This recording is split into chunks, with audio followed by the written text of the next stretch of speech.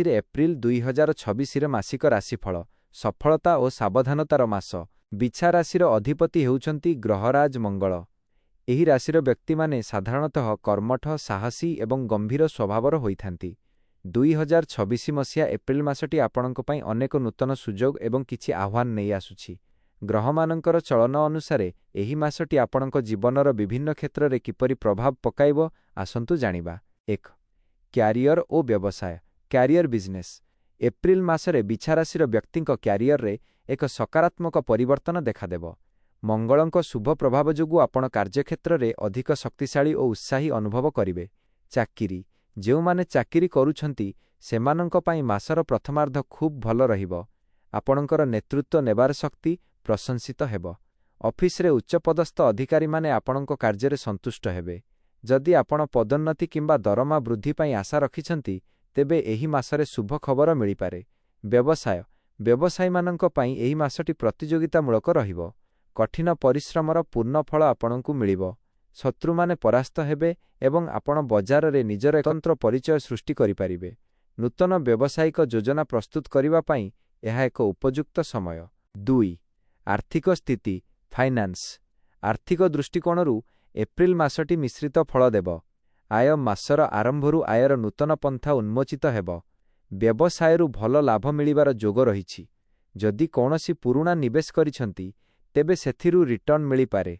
व्यय आय बढ़िबा सहित खर्च मध्य वृद्धि पाई पारे। विशेष करी स्वास्थ्य किंबा परिवारर कौनसी सदस्यंक पई अप्रत्याशित खर्च होई पारे।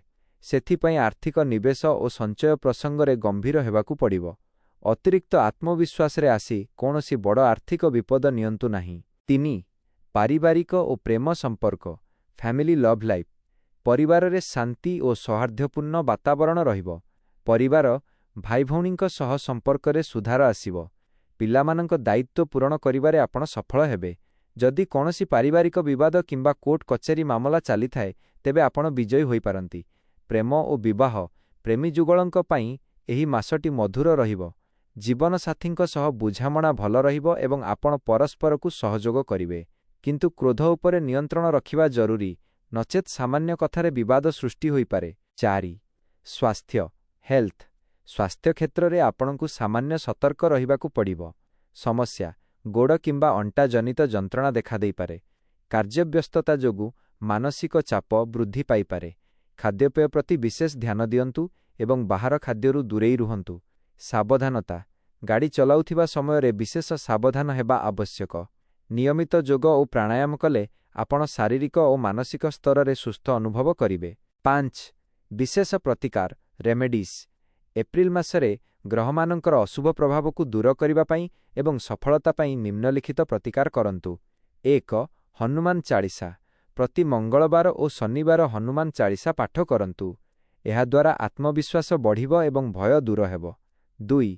सिंदूर दान मंगलवार दिन हनुमानंकु सिंदूर अर्पण करंतु।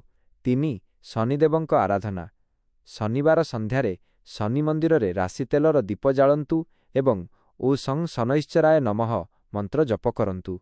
4. ईश्वरंक ध्यान मन शांत रखिबा पई प्रतिदिन सकाळे किछि समय ईश्वरंक नाम जप करंतु।